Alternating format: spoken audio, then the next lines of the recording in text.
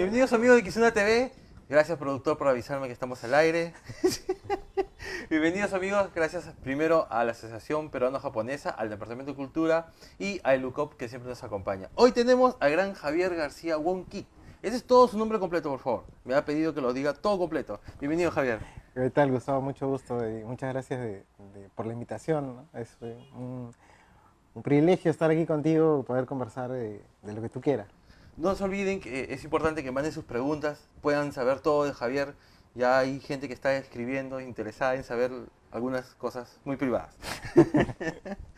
Javier es reportero, ¿no? Sí.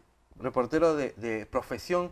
Pero cuéntame un poco cómo comienza esta profesión, porque tú escribes en Kaikan, escribes en Discovery Nikkei, escribes en una página que se llama Living and Traveling en Perú, Ajá. que es todo un sector diferente, todos son cosas distintas, ¿no? Uno trata para afuera, para el extranjero, todo lo que es la colectividad Nikkei, otro propiamente, y otro es crítica de restaurantes, tipo Ratatouille. Una cosa.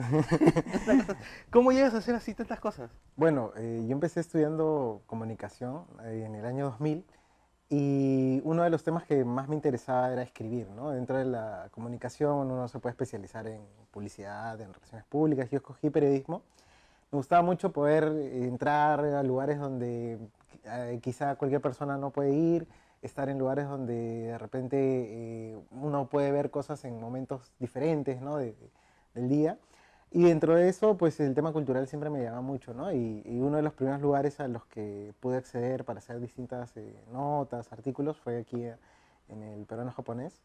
Y bueno, ya después, con los años, fui acumulando distintas experiencias y una de ellas también tuvo que ver con el tema de gastronomía, ¿no? Gracias a distintas amistades pude llegar a trabajar en distintos medios que tenían en alguna forma mucho que ver con la gastronomía y ha sido como una especie de especialización dentro del periodismo, ¿no? Entonces yo hago periodismo, crónicas, reportajes, entrevistas, perfiles y también crítica gastronómica, ¿no? Que bueno, yo siempre trato de decir que es más algo como una reseña, mucho más informativo porque hay críticos pues que son muy, digamos, especializados en determinadas cocinas y son muy exigentes, pero bueno, yo he tenido bastante oportunidad también de conocer la cocina Nikkei, que es muy buena y conocida en todo el mundo, ¿no? La peruana sobre todo. ¿Hay alguna diferencia en que ser periodista, reportero, hay diferencia o es, digamos, se puede nombrar lo mismo? Bueno, a veces usa el término periodista como un genérico, ¿no? Cualquiera que realiza el trabajo de un periodista se llama a sí mismo periodista, pero a mí me gusta mucho ahora que lo has utilizado el término reportero, porque es de la persona que realmente está ahí, ¿no? Está junto a los camarógrafos cuando hay una conferencia de prensa, es el que va a lugares de manera totalmente anónima, ¿no? No es este que necesariamente sale en televisión y todo el mundo lo identifica y sabe quién es, ¿no? Sino es más bien la persona que puede pasar desapercibido y eso le ayuda a poder recibir información más confidencial, Claro. más de una manera cercana, que a veces hace que uno descubra cosas que a otras personas les costaría de repente más conocer, ¿no? Digamos, ahora un poco en la línea de carrera, antes cuando no habían las redes sociales, ¿era Sí. más complejo o ahora es, digamos, ya es más complejo? Mira, a mí me gusta mucho el periodismo tradicional de Ujú. periódicos, de revistas, ¿no? De hecho, la revista Caicán para mí es como una experiencia que yo atesoro porque ver la nota impresa es distinto, ¿no? Con una diagramación, un estilo propio del diseñador, es algo que me gusta mucho, ¿no? Y el tema de redes sociales, bueno, ahora ha crecido muchísimo. Te permite como conocer cosas que antes era mucho más difícil de acceder. Por ejemplo, ahora que estamos aquí en la biblioteca, yo he visto el libro que está por allá, vi el post con esa información, entonces ya sé que está este libro ahora.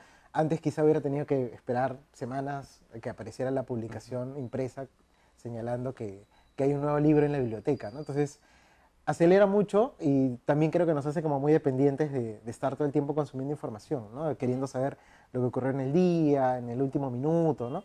Y mi trabajo en Kaikan y en Discover Nikkei también tiene una periodicidad más larga, ¿no? En Claro. Kaikan la revista sale cada 2 meses y en Discover Nikkei yo suelo publicar un artículo al mes.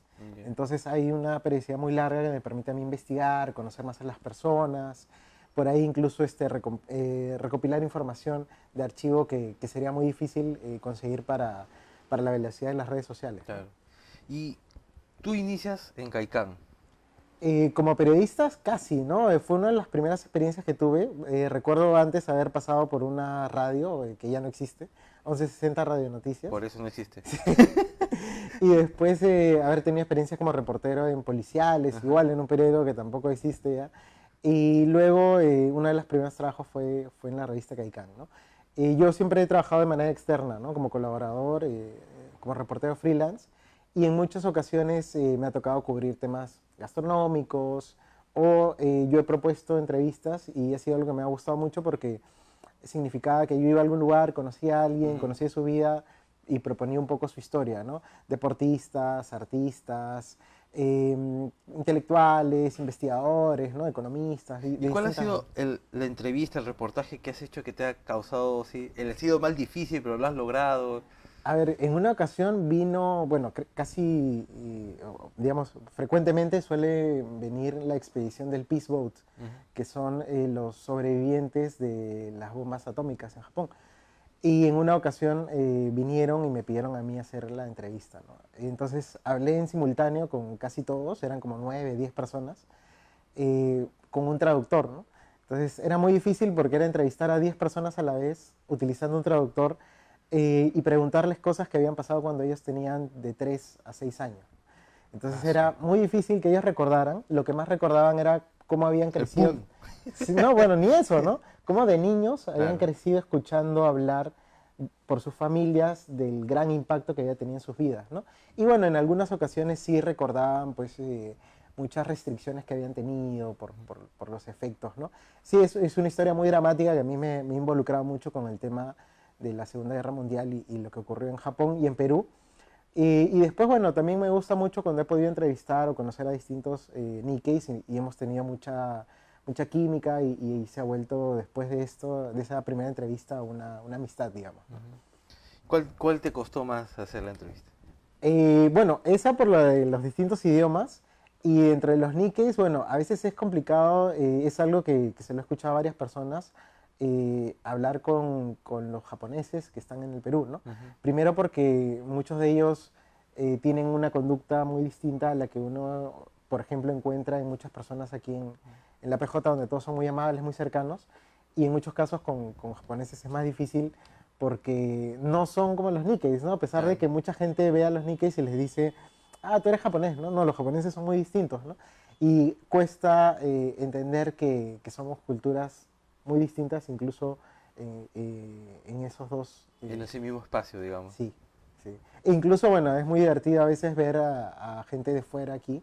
Recuerdo en una ocasión haberme encontrado con un Nikkei argentino que vino a visitarnos y bueno, yo lo entrevistaba y tal, ¿no? Y me decía, ¡Ey, Javier, che, qué tal? ¿No? Y es Nikkei, ¿no? Claro. Y yo le decía, bueno, aquí tú te sientes cómodo y tal, ¿no? Sí, ¿no? Pero la gente cuando lo escuchaba hablar era como que muy extraño el acento argentino, ¿no? Ujú. Bueno, son experiencias que uno empieza a tener y bueno, también me ha servido mucho poder conocer a gente de otras generaciones Ujú. que te cuentan el Perú en otros tiempos y que a mí me ha servido para hacer investigaciones también y conocer cómo era Lima en una época en la que yo, bueno, no había nacido o era muy chico, ¿no? Pero también ha sido una forma también de como ir conociendo la historia, que para mí siempre ha sido un tema apasionante, pero que nunca pensé que iba a terminar siendo Claro. parte de mi trabajo también. Pero ya, bueno, tantos años llevas cerca de la colectividad, ya obviamente la conoces al derecho y al revés, pero en un primer momento, ¿cómo viste este acercamiento de los Nikkei, así como, claro, entrar en una colectividad, Sí, digamos, no creciendo con parte de ella, claro. es un poco ¿no? difícil, ¿no? Digámoslo así. Sí, sí, bueno, en mi caso yo venía antes, no con tanta frecuencia, después cuando empiezo a trabajar ya mucho más, yo lo que al principio sentí era una necesidad de sentirme parte, ¿no? Ujú. Y por suerte, como te digo, he sido muy bien recibido, pero sí entiendo que hay una especie de barrera, ¿no? Que ya te lo puede dar el hecho de tener un edificio tan grande, imponente, ¿no? Uno no sabe a dónde entra, ¿no?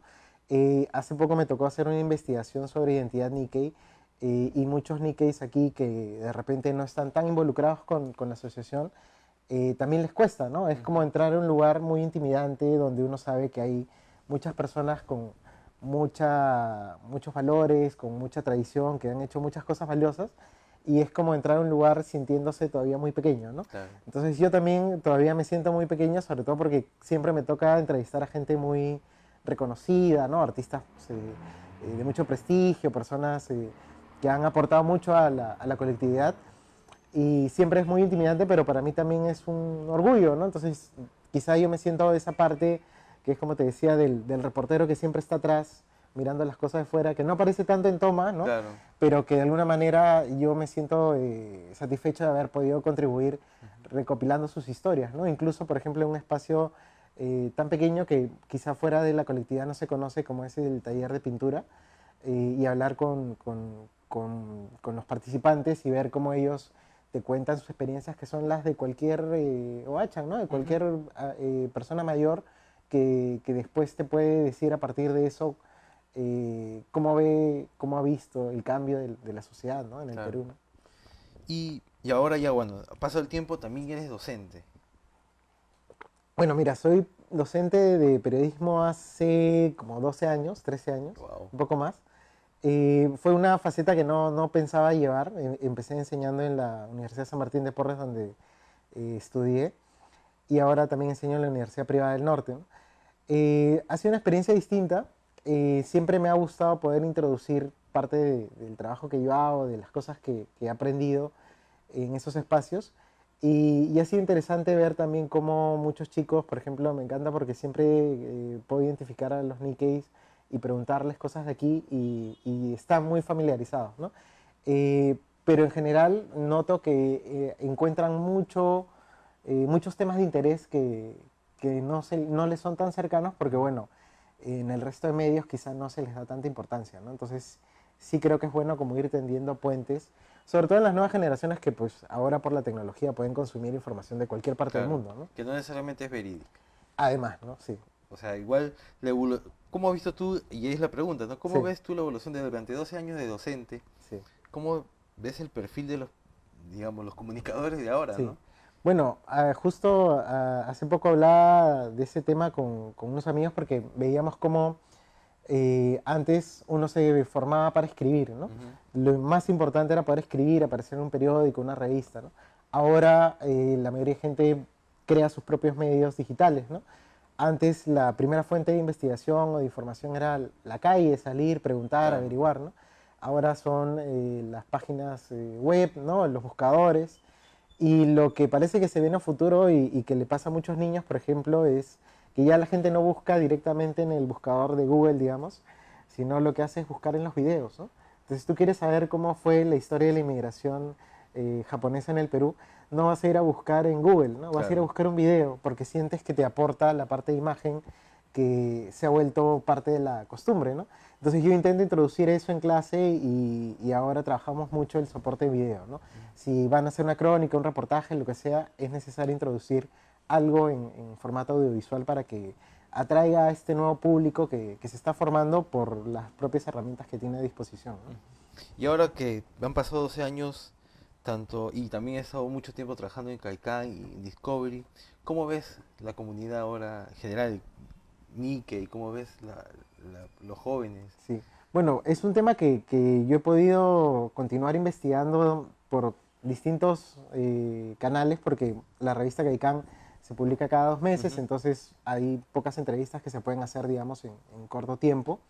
Además, a través de Discover Nikkei, bueno, yo hago distintas entrevistas, distintos temas, pero hace poco con Discover Nikkei, que pertenece al Museo Americano Japonés de Estados Unidos, empezamos una investigación sobre identidad Nikkei y era para público juvenil, ¿no? Entonces menores de 30, 35 años.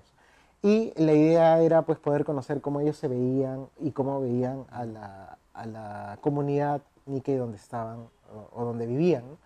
Y a mí me pareció interesante ver cómo sí hay una diferencia generacional y cómo quizá ahora los chicos no necesariamente ven una necesidad de vincularse, sino que poco a poco construyen su propia identidad a partir de lo que valoran, ¿no? Entonces algunos pueden valorar el idioma, otros pueden valorar la gente de la que se rodean, las instituciones que tienen, y otros de repente simplemente el manga, el cine o cualquier otro elemento cultural que para ellos tiene gran valor dentro de su forma de reconocerse, ¿no?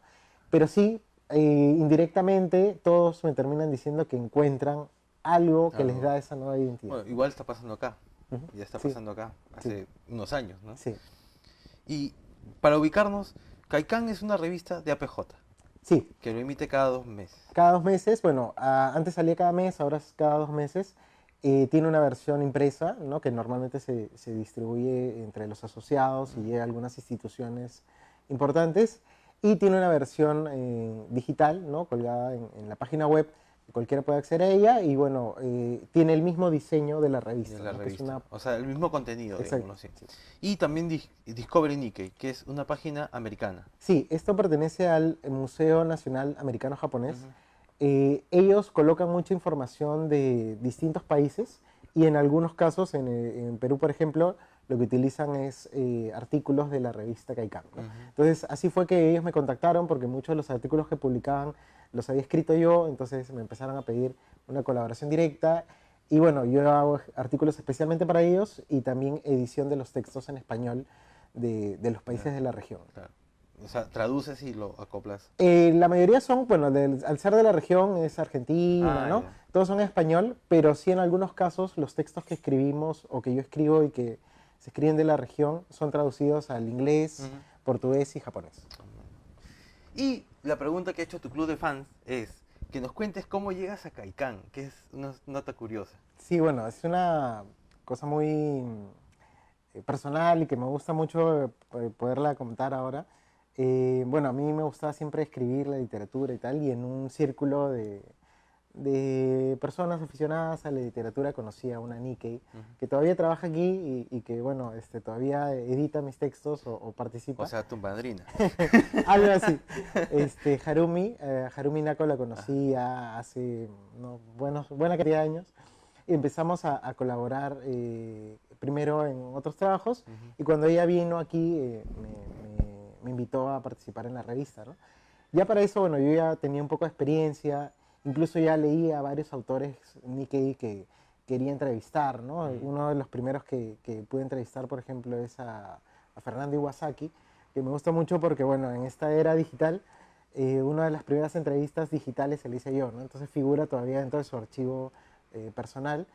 Y después, bueno, he tenido oportunidad de ir conociendo a muchas más personas a través de esa colaboración, ¿no? Entonces ya son pues varios años escribiendo en Caicán gracias a ese primer acercamiento y después he hecho muchos A amigos la aquí. madrina. Así es. Saludos, Harumi, Sí, sí, saludos. Mi amiga de nosotros también. ¿Ibas a preguntar? No, si puede ser un top 5 de entrevistados. Ah, a ver, un top 5 de entrevistados de Caicán. Ya, mira, te voy a decir los menos típicos porque normalmente es como muy fácil hablar de las personas más conocidas Claro. aquí, ¿no? Por ejemplo, hace poco editaba un artículo que le están haciendo en homenaje a Ricardo Marui Ujú. y es como muy fácil hablar de él porque todo el mundo lo quiere aquí, todo el mundo lo conoce y Ujú. quizá es una persona que ya se ha ganado pues el respeto y el nombre, ¿no? Pero te voy a decir algunos que son como más rebuscados a ver Sí. si todo el mundo los ubica, ¿no? Por ejemplo, uno de los que más recuerdo haber entrevistado fue a Takeo Matayoshi. Él es corredor de autos, pero especializado en drifting, ¿no? Ah, Que es esta técnica sí, sí, de sí, rapar. de rapar. Y me gustó mucho entrevistarlo a él porque llegué a él a través de un primo mío, ¿no? Nuevamente era una persona que vive muy cerca de la ELDU, vive al frente, pero me decía que no tenía tanta cercanía y que era la primera vez que lo entrevistaban para Caicán. Y fue por esta iniciativa, ¿no? Por mi primo que me hablaba de él y que también es aficionado al drifting y fue uno de los entrevistados que tuve hace buen tiempo, ¿no? Después, bueno, por ejemplo, hay un chef que, nuevamente, Chef Nikkei ya hay bastantes como Sí. para enumerar, ¿no? Uno de los primeros que entrevisté fue a Diego Oca, ¿no? Es un chef peruano muy joven que ahora está en el extranjero y que me contó una historia muy inspiradora, ¿no? Él me decía que le encantaba el trabajo de Gastón Acurio, como probablemente a todos los estudiantes de gastronomía, Ujú. y que un día lo encontró en Wong y se le acercó y le dijo, yo quiero trabajar contigo, ¿no? Y le dijo, llama a este número, ¿no? Ahora todo el mundo va a hacer lo mismo, ¿no? Pero bueno, A eso fue, buscarlo, a esperarlo en Wong sí, a Gastón. esto fue hace mucho tiempo y él logró ir simplemente por esa recomendación que le dijo, esto es un teléfono, ¿no? Y una dirección para que vayas Claro. y te presentes, ¿no? y empezó a trabajar con él, dirigió algunos de sus restaurantes fuera, ¿no? El más conocido es el La Mar. Y para mí fue una experiencia muy interesante porque yo a él lo vi como un chico muy joven que estaba dispuesto Contra valiente, ¿no? sí, exacto, a conseguir lo que quería simplemente de la manera más sencilla del mundo, ¿no? Claro. Sin necesariamente un padrino o algo por el estilo, simplemente por una cuestión quizá de actitud, ¿no? Top 5, ¿cierto? El tercero sería a Mariana Okamoto. Ella es una niña, bueno, ya no sé qué edad tendrá, yo la entrevisté cuando tenía aproximadamente 8 años y baila marinera, ¿no? Y me encantó porque, bueno, yo no había tenido mucha oportunidad de entrevistar a niños y fue difícil, ¿no? Hablar con una niña para entrevistarla por su trayectoria, Claro. ¿no? Ella había participado en varios eventos de marinera, concursos, y para mí lo interesante de esto fue poderla conocer y poder relacionarme con un niño, ¿no? Al punto de que después de varias entrevistas, fue más de una vez que nos vimos, ella ya me decía tío, ¿no? Y tío, ayúdame con el videojuego y Claro. tal. Tuvimos que llegar a cierta amistad para poder continuar y desarrollar una entrevista, ¿no? Bueno, a mí me encanta la literatura, me encanta escribir. Tuve ocasión, además de entrevistar a Fernando Iwasaki, del que te hablaba, a Carlos Yoshimito, ¿no? Es un escritor que yo admiro mucho, que me encanta su trabajo, que trato de leer todo lo que tiene y que cada vez que viene a Perú trato de buscarlo, de ver en dónde se presenta, porque él vive en Estados Unidos, ¿no? Y tiene una historia también muy, muy interesante sobre su identidad, ¿no? Básicamente porque su apellido no existe, ¿no? Claro. Es Yoshimitsu, ¿no? Y aquí lo inscribieron como Yoshimito, ¿no? Y es el único, Claro. ¿no? Único Yoshimito. Exacto, ¿no? Bueno, ahí van 4 Mm. y el top 5 voy a cerrar con Gerardo, no, mentira, pues si no va a decir Con nosotros. que si no después, ¿no? Claro. No, bueno, Cortamos ahorita. Muchas gracias a mí. sí. Quizá, bueno, de los personajes que no pensaba poder acceder o que de repente se me hacían como muy remotos o muy difíciles de conocer, podrían ser pues de los Nikkeis más famosos, ¿no? Entonces, aunque sea otro chef, sí me gustaría hablar de Mitsuharu Sumura, porque igual yo lo conocí a él, la primera vez que lo entrevisté fue por otro contexto periodístico. Yo trabajaba en una revista de economía y lo fui a entrevistar cuando él trabajaba como gerente de alimentos del hotel Sheraton. Ah, sí. Ya. Y era un Nikkei super pilas. Yo en esa época no trabajaba con nada de la colectividad, ¿no?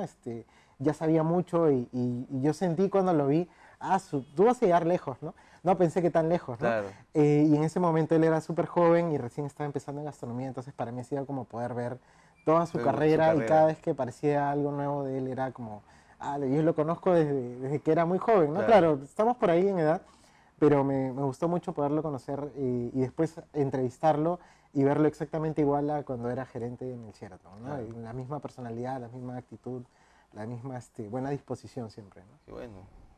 Esos fueron los top 5 de la entrevista de Javier García. Paula Salas dice, ya que no te puedo hablar en la casa, si quiero empezar a leer literatura japonesa, ¿qué me recomiendas? ¿O por dónde debería empezar? Ok, es una bonita pregunta. En realidad la literatura japonesa es una especialidad que a mí me encanta, pero que podría tener otra cosa que ver con lo Nikkei, ¿no? Nuevamente, por ejemplo, en literatura japonesa hay muchos fans, tengo amigos que les encanta. Yo también he leído eh, muchos libros de literatura japonesa clásica, pero ahora Murakami es un autor célebre, muy codiciado, ¿no? Todos sus libros. Yo creo que es una buena forma de entrar sin llegar a ese Japón más tradicional, más oriental, más costumbrista. Y es una manera divertida porque tiene muchos referentes occidentales, pop, ¿no? No es tan tradicional, ¿no? Pero de repente uno mucho más clásico sería Kensaburo Oe, ¿no? Que es como ya literatura mucho más vinculada a la visión oriental, ¿no? Porque de todas maneras Murakami tiene una mirada quizá más occidental, ¿no? Claro. Pero a mí me encantaría nuevamente recomendar a un Nikkei o un escritor peruano. Y ya para no hablar de Yoshimito o de Iwasaki, me encanta que al menos en la colectividad y en muchos otros espacios yo he visto cómo se ha ido difundiendo más el trabajo de Augusto Higa, ¿no? Me parece que durante mucho tiempo se le ha olvidado y ahora ha cobrado tanto protagonismo que hay hasta documentales sobre su trabajo, ¿no? Sí. Entonces me parece genial porque Es un escritor que yo estuve en una ocasión participando en la maestría de escritura creativa de San Marcos y él fue uno de los invitados, ¿no? Quiere decir que era una persona muy destacada para el medio literario, digamos, crítico, ¿no? El más severo, y que además es muy fácil de leer, muy entretenido. Sí. Yo tengo mucha relación con muchos cuentos que me gustaría ver ambientados así en cortometrajes, en historias audiovisuales de repente, porque es muy, muy divertida su narrativa, ¿no? Y creo que es el que escribe muy cotidiano. Sí, exacto. ¿No? Su lenguaje es Es bien urbano cotidiano, sí, sí, sí. y creo que eso pega mucho con mucha gente que de repente piensa que la literatura es este compilado de palabras raras y difíciles de Sí. entender, ¿no? No, y sobre todo él habla muchas cosas coloquiales Exacto. de que han pasado en la colectividad durante... Sí, también, sí, ¿no? tiene libros aquí e incluso como migrante en Japón. Sí, También, sí, ¿no? sí, muy interesante su propuesta, sí lo voy a leer. Bueno, vamos a continuar con lo que has estado haciendo, A ver, porque después de hacer tanta chamba acá, te invitan a Estados Unidos sí. a hacer un foro, un focus group, creo. Focus Group, sí. Esto empezó el año pasado. Ujú. La Fundación Nippon iba a hacer una investigación sobre identidad Nikkei y buscaron a un representante de los países que consideraban más importantes en cuanto a números de miembros de Nikkei, digamos, Ujú. ¿no? Descendientes de japoneses. Y participamos de casi todos los continentes, ¿no? Porque había alguien de Australia, de Europa había 3 o 4 personas, por ejemplo, había alguien de Holanda, de Reino Unido, ¿no? De Estados Unidos había incluso de Hawái, de Latinoamérica éramos menos, había alguien de Brasil, alguien que representaba a Argentina y Paraguay, y yo de Perú, ¿no? Y para mí fue una ocasión también muy importante, muy valiosa, porque creo que era un espacio donde todos eran Nikkeis y esa era una condición y era como una especie de bautizo, ¿no? De yo sentir que me incorporaban sin importar realmente un tema de ascendencia, ¿no? Ujú. Claro, quizá el apellido a muchos les puede confundir, me pasa mucho en otros espacios que algunos no diferencian los apellidos japoneses Claro. del mío que es chino, pero por ejemplo recuerdo haber hablado con el director, ¿no? de esta investigación y me decía, si no es, vamos a encontrar hoy, de todas maneras no te preocupes, una raíz genética Claro. tuya, ¿no? En tu árbol genealógico seguramente hay. Pero bueno, creo que también es una forma en que empezamos a valorar en esta investigación, porque el objetivo principal era ver cómo los jóvenes se reconocen dentro de una identidad Nikkei, para ver cómo la fundación podía contribuir y darles un espacio a ellos adecuado a lo que están buscando, ¿no? Digamos, si lo que más busca son artes marciales, literatura y cine, por ahí encontrar otras formas de identificar las maneras de expresión, ¿no? Entonces es una investigación bien larga, empezó el año pasado, en febrero de este año yo viajé a California para asistir a un taller en el museo.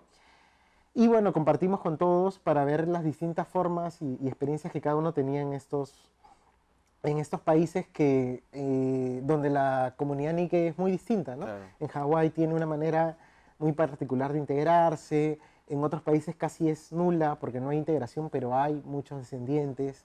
En el mismo Japón, ¿no? Es lo más raro, ¿no? De hecho, Sí, hay una me comunidad costó Nikkei, entender, sí. exacto, que en Japón también hay una comunidad comunidad Nikkei, ¿no? Nikkei. Que claro, es muy importante y que no tiene necesariamente que ver con la gran cantidad de migrantes peruanos que hay en Japón, ¿no? Claro. Pero que también había que identificar. Que está considerado como una colonia, una Claro. colectividad Nikkei, ¿no? Exacto. Y bueno, y en el Perú, por ejemplo, el caso particular que yo contaba y que a varios les parecía muy peculiar, era que aquí está todo muy bien concentrado Sí. en 2 o 3 lugares, ¿no? Ujú.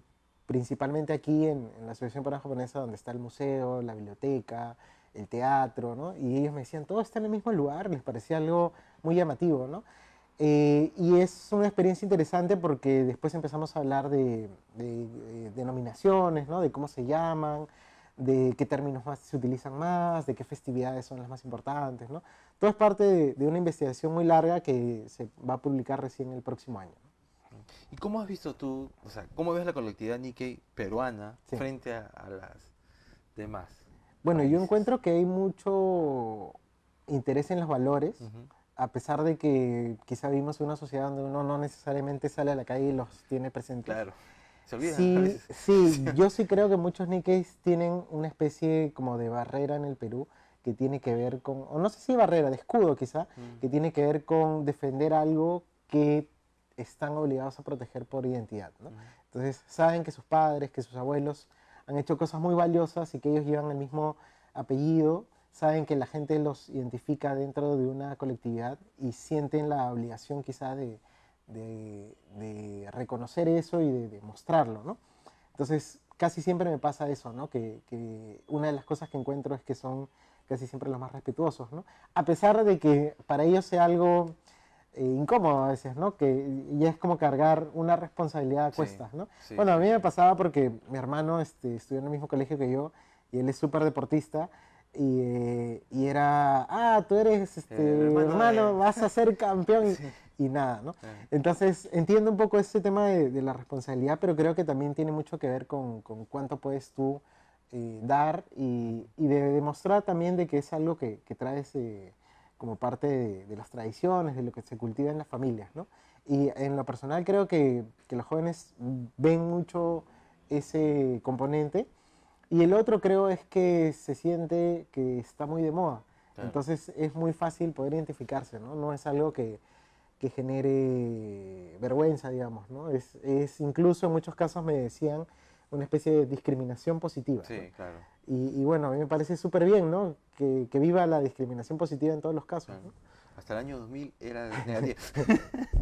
Y, pero y esta investigación, ¿cuál ha sido, digamos, algo más resaltante que tú has podido ver, digamos, que no pensabas que ibas a descubrir en este tipo de foros o focus group? Claro, bueno, yo había participado en algunos focus group casi siempre de productos, de marcas, Ajá. cosas así, ¿no? Y en esta ocasión fue interesante poder escuchar historias personales, ¿no? Y uno encuentra muy fácil identificarse con esas historias, ¿no? A pesar de que uno tiene abuelos que pueden tener otras costumbres, parientes lejanos que igual pueden pertenecer a distintas tradiciones, uno se identifica fácilmente, ¿no? Y he tenido oportunidad de hablar con gente de fuera de Lima incluso, y es interesante ver cómo realmente hay mucha proximidad, o uno puede encontrar mucha proximidad en esas historias, ¿no? Creo que lo que más me ha gustado ver es que hay muchos casos en los que, a pesar de la gran cantidad de barreras, de problemas que incluso han afrontado por distintas situaciones, problemas familiares u otros, siempre han tenido mucha intención de curiosear, de querer saber más, de investigar, ¿no? Y fue algo que a mí me quedó también como una especie de deuda personal, ¿no? De querer conocer más la historia de mi familia, mis ancestros, de dónde viene uno, por qué de repente uno es de tal manera, ¿no? Claro. Uno descubre hasta del carácter, hasta, no sé, aficiones que uno cree que tiene porque sí y que pueden tener que ver, o simplemente encuentra algo más con qué reconocerse, ¿no? Con qué identificarse. Sí, qué genial. Vamos a hablar ya de la chamba que estás haciendo ahorita, Javier. Dentro de todo lo que haces, no eres crítico de restaurantes, Bueno, hago reseñas, reseñas. reseñas de restaurantes en, bueno, esta página Traveling and Living in Perú Ujú, se escribe en inglés, ¿no? Para los turistas ujú. básicamente, o para las personas del extranjero que ya Pero no eres radican en... crítico, sino haces reseñas. Sí, entonces nosotros internamente le decimos reviewers, ¿no? Ajá, Son reseñas. Tiene un componente ligero de crítica. Yo igual trato siempre de diferenciarlo porque, como te digo, el crítico es un experto, especialista claro. en muchas cocinas de muchas partes del mundo y nosotros lo que hacemos es visitar restaurantes y recomendar, ¿no? Básicamente contar qué vemos, qué encontramos, ¿no? Y fue interesante porque, bueno, yo he llegado a este último medio de comunicación después de varias experiencias en gastronomía, ¿no? Antes de eso estuve escribiendo una página en el diario Gestión que se Ujú. llamaba Estilo Gourmet. Y antes de eso empecé justamente en Caicán haciendo notas gastronómicas, ¿no? Mi primera nota, de hecho, bueno, al menos con una ya temporada Claro. formal que empecé a escribir aquí fue justamente gastronómica, ¿no? ¿Y qué se siente tener, digamos, su primera nota a la vez? Ah, maña. Sí. ¿Qué sentiste esa primera vez Sí. publicada? Bueno, a mí me encanta mucho, como te digo, este trabajo porque yo siempre les cuento a mis alumnos, ¿no? Es como que te pagan para conocer gente, ¿no? Ujú. Te pagan para visitar lugares, para ver, Para ¿no? recoger el chisme. Y encima, en este caso, te pagan para comer, ¿no? Claro. Claro, igual es una responsabilidad porque uno siente que si da una crítica muy positiva y la gente va y se decepciona, después Claro. siente que no vale la pena haberlo leído, ¿no? Ujú. Y por el otro lado también, ¿no? Mencionar algo negativo de un restaurante puede ser muy perjudicial para una marca.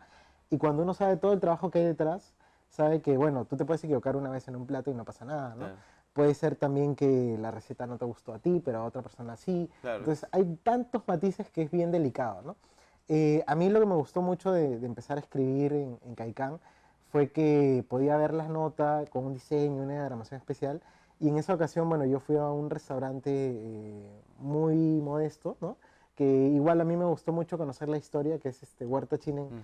Y cuando fui, para mí fue una bonita experiencia hacer un primer texto, imaginar toda la historia que ellos me contaban que tenían de este local y después ir viendo cómo cada nota siempre ha tenido de alguna manera un sello, un aporte, una personalidad que yo intentaba darle.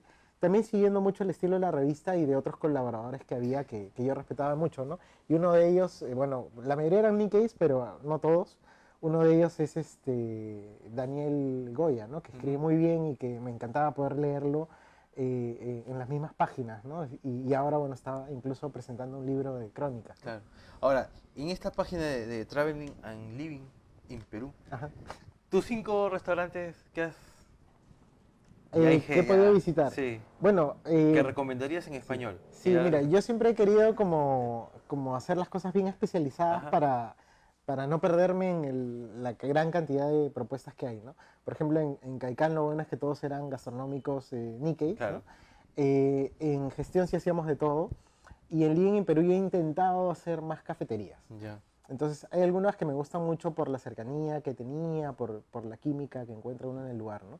Entonces, para que sean solo cafeterías o más o menos, una que me gusta mucho, quizá de repente uno puede pensar cosas muy grandes, ¿no? Muy suculentas, pero en las cafeterías pues es el café y es la manera específica, ujú, tal como se produce. Dentro de los locales que me tocaron visitar, hay uno, por ejemplo, que eh, pasa también ya, que ha pasado tanto el tiempo que ya no existen. Hay uno que se llama Fábula, que está en Miraflores. Me pareció muy bueno conocer a los dueños, ¿no? Conocer su historia. Pero, por ejemplo, uno de los que sí siguen abiertos y está en esa misma zona es Pan Atelier, ¿no? ujú, Que es una panadería, ¿no? Pero que ha desarrollado pues, una carta muy interesante de pizzas incluso, ¿no? Y de otros platos, ¿no? Bueno, para no detenerme mucho y tal, otro de los que me han gustado mucho, que es mucho más reciente, eh, es un restaurante de cocina peruana, ¿no? Que se llama El Comista, ya, ¿no? Cocina peruana, regional, de distintas partes. Uno también siente mucho cuando el trabajo es bueno, cuando inmediatamente el público te empieza a preguntar por lo que claro, ve, ¿no? Entonces eso fue lo que me pasó mucho con este local, ¿no?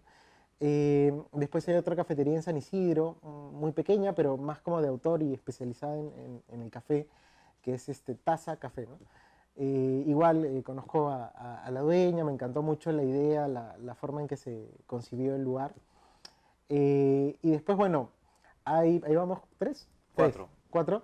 Y después para igual dejar un Nikkei, porque siempre es como, ¿no? Parte ya de, de quizá el corazón por ahí Ajá, que sale. Dentro de los Nikkeis, uno de los que me han gustado más, no recuerdo si le hicimos o no reseña, pero que yo lo conozco, que he ido algunas veces, ha sido Hanso, ¿no? ujú, Eh, Tiene mucho pues esto de la mano del chef detrás y tal, ¿no? Me parece que eso más lo hemos hecho para gestión, claro, pero sí es un restaurante Nikkei que creo debería estar también dentro de estos lugares que uno recomienda ujú, al turista, ¿no? de, Para de ayudar a co- conocer la cocina peruana, la ¿no? cocina peruana. Y, y ahí ya estás como crítico. Por ejemplo, ¿cuál es el corte de Discovery en tu trabajo en Discovery Nikkei? ¿Cuál es el corte, digamos? Sí. ¿Cuál es ahí el...? Bueno, Discover Nikkei lo que hace es buscar historias de los Ujú, descendientes japoneses en el mundo, ¿no? Entonces yo empecé como corresponsal en el Perú. Entonces mi trabajo era buscar gente que pudiera contar historias diferentes, ¿no? ujú, Entonces como la página tiene mucho tiempo por el museo, tienen historias nuevamente, de los personajes más conocidos de la colectividad. Mi trabajo de repente era buscar historias nuevas, personajes nuevos, enfoques diferentes, ¿no? Y por ahí me tocó mucho conocer gente que no estaba tan vinculada, pero que sí conocía, que tenía algún interés, acercamiento, pero que su trabajo igual era reconocido, valioso en su sector, ¿no? Entonces, ese ha sido parte del trabajo. Otras ocasiones hemos hecho encargos puntuales, ¿no? Por ejemplo, en una ocasión di un taller para escribir historias a partir del nombre propio, ¿no? Del nombre de cada Nikkei.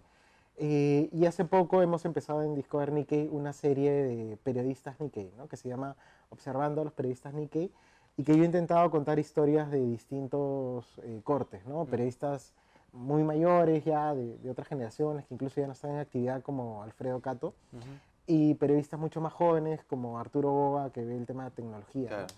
¿no? Pero es interesante igual en ese trabajo ir encontrando nuevos personajes, nuevas historias, porque hay muchos Nikkeis haciendo trabajos como silenciosos, de a poco, y que después se empiezan a cobrar mucha notoriedad, ¿no? El Claro. caso, por ejemplo, de Elo Irakata, de Amanda, que tiene el blog Jama Claro, Jama Jama, Jama. Que y también la entrevistamos la vez pasada. sí, y que ella, bueno, tiene una gran cantidad de seguidores, que se hizo de manera independiente, Sí, ¿no? claro. Porque ella nunca apareció en cámara, nadie sabía que era Nikkei, pero su trabajo ha sido muy bueno, y ya después, bueno, ella ya se ha hecho más conocida, Claro, y ya sí. su blog es... Y ha sido silencioso su sí, trabajo. exactamente, ¿no? Al menos así empezó. Claro, así empezó, ¿no? Y ahí ya ha sido rotundo el éxito. Y en Caicán, ¿cuál es tu corte? ¿Qué leemos en Caicán de ti? Bueno, básicamente en ocasiones son eventos internos, y en otras son entrevistas o perfiles a personajes que forman parte de la colectividad, ¿no? A veces también son invitados que vienen de Japón, ¿no? Recuerdo el caso, por ejemplo, me pareció alucinante, podrían buscar en la revista Gaikan esa entrevista a Ryu Goto, que es un violinista que era campeón en karate, violinista desde los 5 o 6 años. Yo busqué en internet y encontré un video de YouTube donde sale tocando a esa edad, y que ahora es pues un violinista que prácticamente viaja como una celebridad, ¿no? Yo lo comparo mucho a Lang Lang, al pianista chino, porque Claro. él es el personaje central, ¿no? No van a buscar más instrumentos que el suyo, ¿no? Quieren escucharlo a él interpretar, ¿no? Y bueno, recientemente otro, en este caso un Nikkei que no vive en el Perú, es Tony Zúcar, ¿no? Que hace Que poco hace vino poco. a dar un Que concierto, viene ahora también a dar que un regresa al Perú, y que, bueno, me gusta mucho poder tener esa oportunidad, porque a él no lo entrevistan aquí porque no vive aquí, Claro. y cada vez que viene pues es una ocasión especial, y justo me encargaron a mí entrevistarlo, ¿no? Y es muy interesante, ¿no? Poder conocer gente que vive en otro país, se alimenta de otra cultura, pero en su caso mantiene ese interés nexo, quizá no tanto en su música, aunque sí empezó a introducir algunas cosas, Claro. especialmente aquí también, pero que me decía, él lo siente como parte de su Sí. espíritu, ¿no? O de lo que él quiere, de lo que él... Y que es recontra talentoso también. Sí, claro, lo escuché desde los ensayos, y Claro, es un virtuoso, ¿no? claro. En su instrumento. Talento, le Sí. sobra, sí. Se emana el talento de él. Ahora, tú has hecho una maestría en gestión cultural. Sí, estoy en el proceso todavía. Bueno, ya acabamos la parte de investigación académica. Estamos en la última etapa, que es ya la publicación o la edición de la tesis.